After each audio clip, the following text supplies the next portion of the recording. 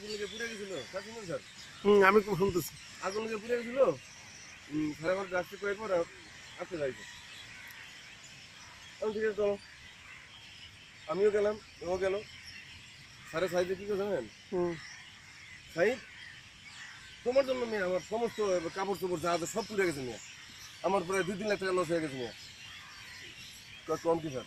আপনি ঘুমিয়েছিলেন, আপনার ল্যাংটা আমি স্যার উষা করে স্যার আমি বাইরে নিয়ে এলাম স্যার। আপনার ওই মালপত্রগুলো বেশি না, আপনি বেশিয়েছিলেন স্যার। আপনি তো চারি পেতেন না। না না, ওটা কোনো কথা না। তুমি সমস্ত তোমার কাপড় চোপড় তোমার জন্য।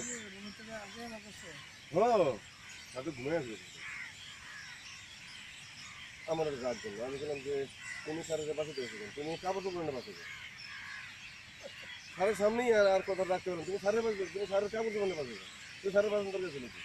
স্যারের জীবনে যে কাপড় চোপড়ের জীবন অনেক বেশি। আগামীতে আগুন লাগলে এই ভুল আর কখনো করবে না।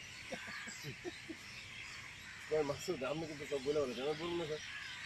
একটা মানুষ আপনার এই যে আল্লাহর মধ্যে আপনার আপনার ভবিষ্যৎ, আপনার এই জীবন বেশি না আপনার ওই কাপড় চোপড় জীবন বেশি? আপনার দিকে তাকিয়ে রয়েছে আপনার সন্তান, আপনার স্ত্রী, আপনার আত্মীয় স্বজন সবাইকে। আগুন লেগে গেছে, সবাই তো হচ্ছে কিছু না কিছু ক্ষতি হচ্ছে। আল্লাহর রহমতে তো কোনো ক্ষতি নেই, কারণ কারো উঠে। আপনি ওরা বলতে পারেন বরং তোর দেখে আপনার 5-6 হাজার টাকা দিয়ে দেন না, খুব বড় কিছু হয়ে গেছে।